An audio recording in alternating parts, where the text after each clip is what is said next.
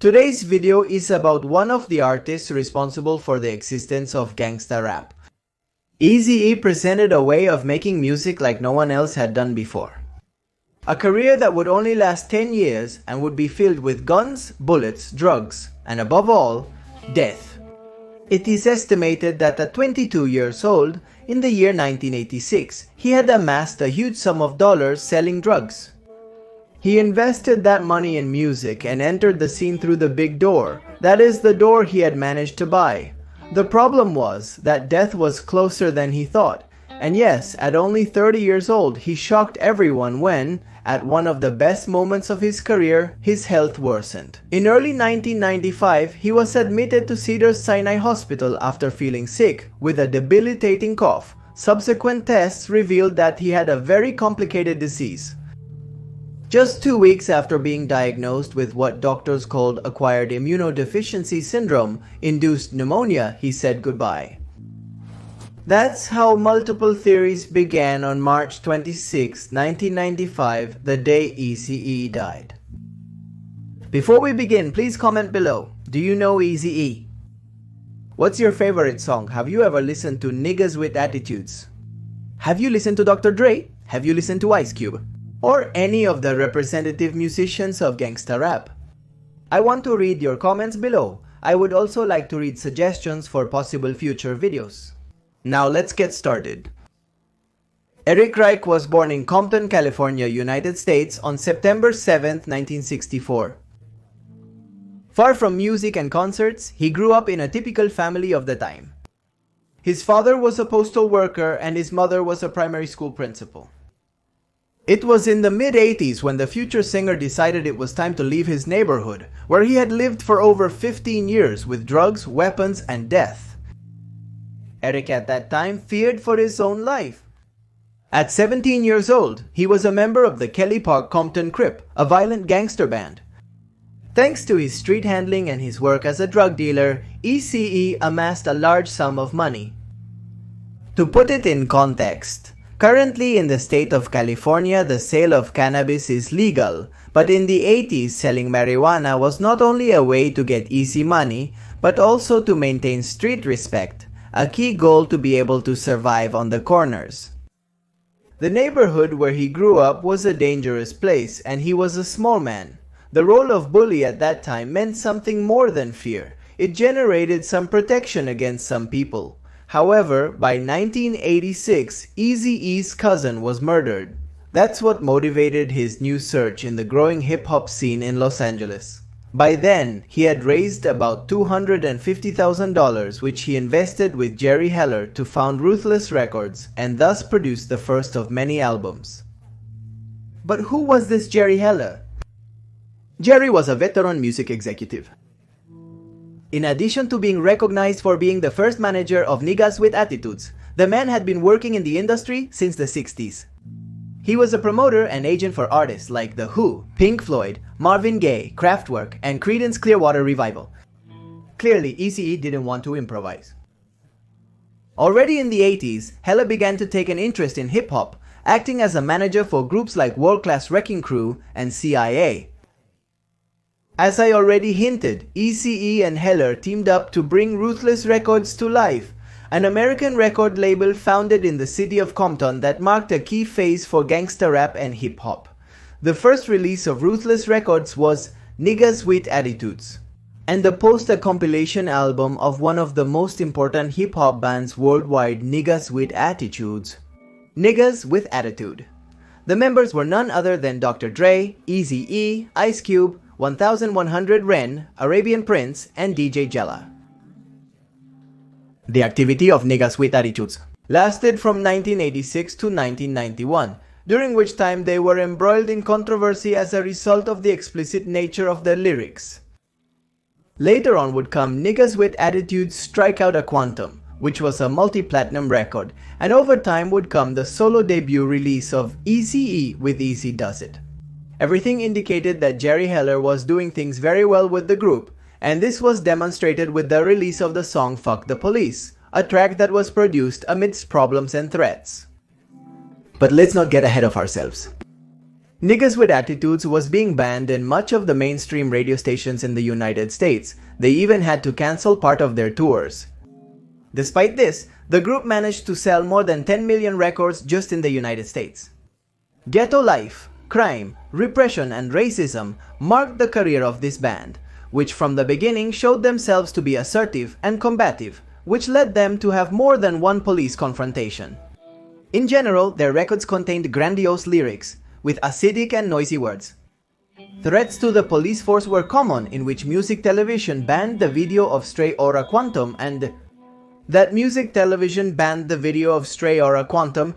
some places cancelled their performances. When Niggas with Attitudes managed to play, police officers refused to participate in the band's security, and there were almost always problems. All of this ignited a wave of publicity that turned them into a rap icon. Returning to the topic of Fuck the Police, this song was a total and direct protest against the police brutality that was experienced at the time, especially in the racial focus.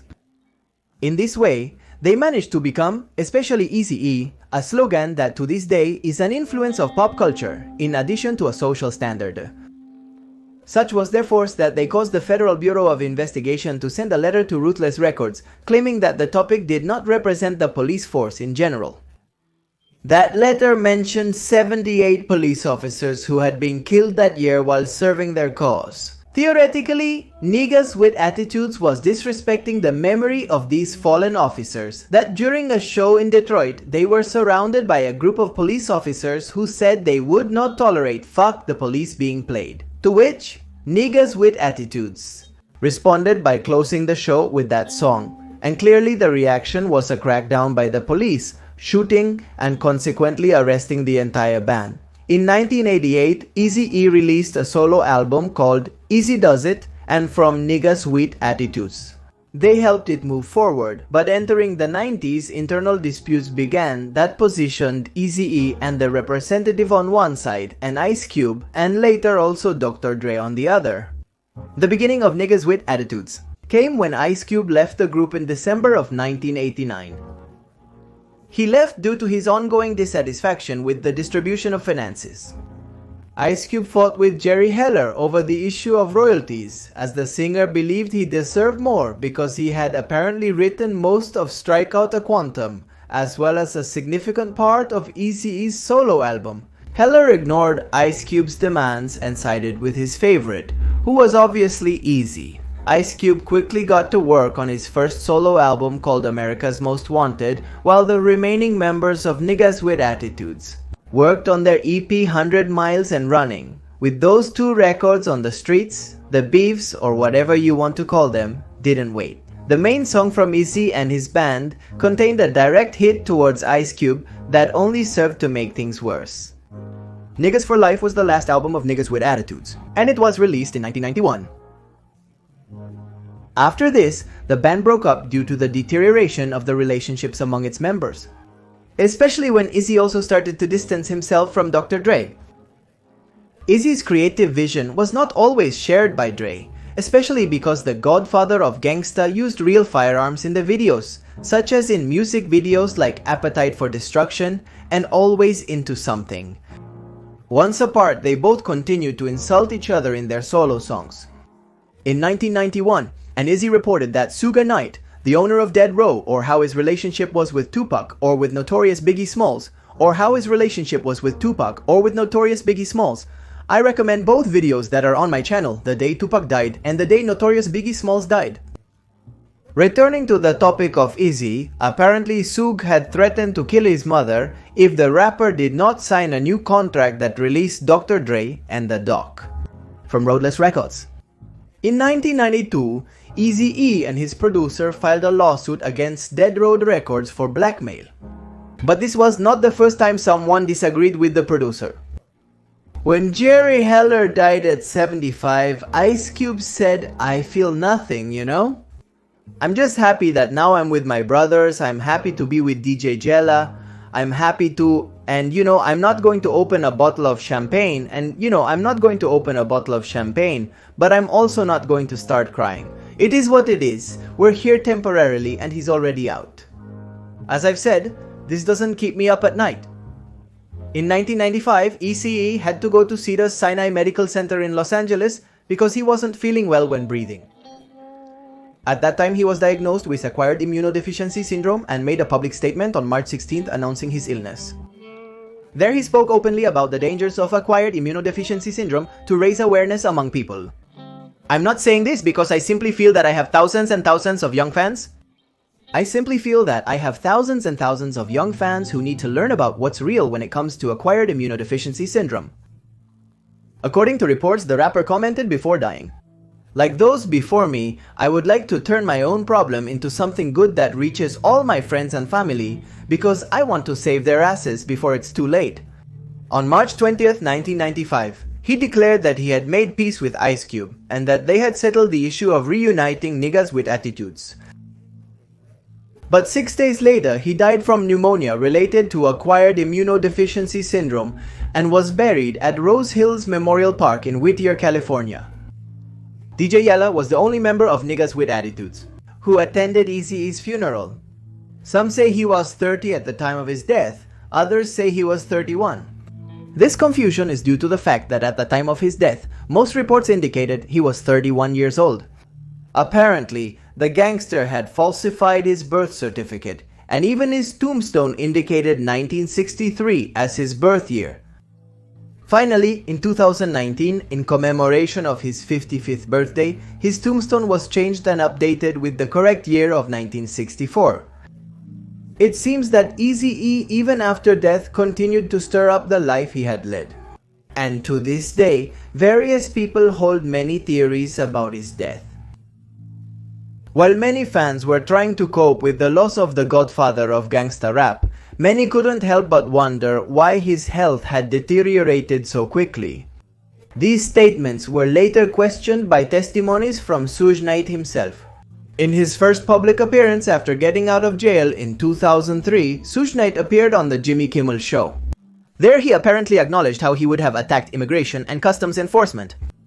In the midst of the questions and answers, he opened up and talked about his preferred method of killing. He said, "Look, technology is so advanced, so if you shoot someone, you'll go to jail forever, and you don't want to go to jail forever. They have something new. They have this thing where you get blood from someone with acquired immunodeficiency syndrome, and they shoot you then with that blood. And so you get a slow death, like Eazy-E's. Do you know what I mean?" Before the former Niggas with Attitudes manager Jerry Heller died, he shared his own opinions on these statements by Suge Knight. "I can't believe the Federal Bureau of Investigation doesn't do anything. I mean, that program is all over YouTube." He said on TV, "Kill them, inject them with acquired immunodeficiency syndrome Eazy-E style. Don't they care when one African American kills another African American? Don't they care about that? I don't know, man. I mean, why haven't they solved Biggie's murder? Why haven't they solved Tupac's murder?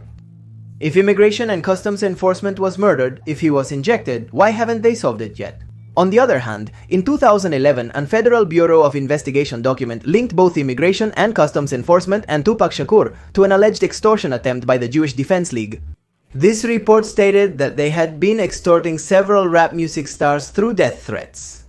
Then the attackers would offer them protection for a somewhat high fee. The source reported that Eric Wright, known as Eazy-E, had been a victim of extortion before he died, just like Tupac. Far from theories and closer to reality, the sexual life of Eazy-E was out of control, and he even admitted it himself. But the proof is in his 7 children with 6 different women. After his death, even that number grew. And yes, he ultimately had 11 children, and some of them were born after his passing. The curious thing is that none of his children and none of his wives suffer from acquired immunodeficiency syndrome. So, do you really believe in this Suge Knight theory that he was infected on purpose? It gives you something to think about. If we go back to his beginnings in the illegal drug market, there were also people looking for new opportunities. Not everything was pigeonholed into crime. After all, in the 80s, opportunities for a man of color were minimal, and it was much more difficult in Compton. In that context, the sale of marijuana was indispensable for the foundation of rap and music as we know it today.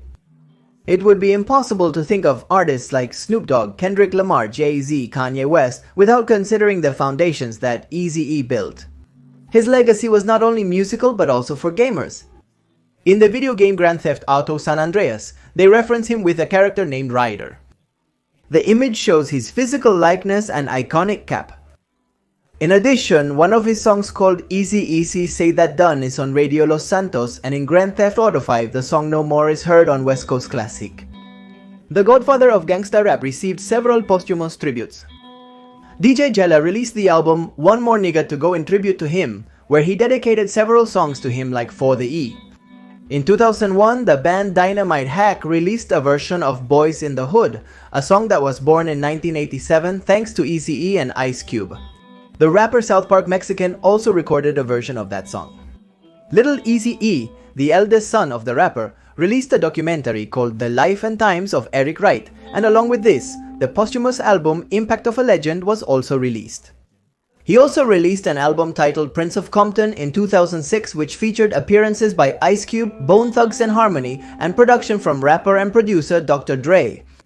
Ruthless Records, far from past troubles, found success with artists such as Above the Law, 1100 Ren, At Bat Clan, the current Black Eyed Peas, and a large handful of names. Much of Eazy-E's posthumous material has been remixed by The Game, a rapper from Compton. The combination of Eazy-E and The Game helped him at the beginning of his career, making himself known thanks to those hits, Underground. In 2011, the song I Need a Doctor by Dr. Dre was released featuring Eminem and Skylar Grey, and at the end of the video, you see Dr. Dre visiting his grave. That same year, an unreleased song was released with the female gangsta rap group G.M.B. titled House Party.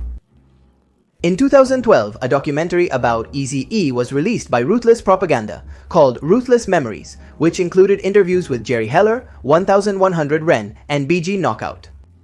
And the following year, the Godfather appeared in hologram mode at the Rock the Bells Hip Hop Festival, along with Bone Thugs and Harmony and DJ Jella. That day, the songs Straight Outta Contour, Boys in the Hood, and For the Love of Money could be heard again. His last known activity was in 2015, the premiere year of the movie Straight Outta Compton. In the film, Eazy-E was portrayed by Jason Mitchell, and the movie is dedicated to his honor. The successful film tells how Cube and Dr. Dre made peace with Eazy-E. We still don't know if this was true or false because Dr. Dre and Ice Cube produced this movie. But if Eazy-E had things to say to them, he would have said them then. Not in vain was he called the godfather of gangsta rap. That's it for this Eazy-E video many of you requested. I hope you found it interesting. Did you know Eazy-E? Had you heard any of his songs? Of Ice Cube, of Dr. Dre, of Niggas with Attitudes? Or any of the gangsta rap bands? I want to read your comments below. What is your favorite topic? How did you meet him? And other stories that we all want to share here about gangsta rap and hip-hop. I'll leave a couple of videos here for you to continue the marathon, especially the one about Tupac and Notorious Biggie Smalls, which complement this story a bit. Subscribe and turn on notifications if you haven't already. With nothing more to say, I say goodbye. My name is Magnum Ephisto, and we will surely see each other in the next video. Goodbye!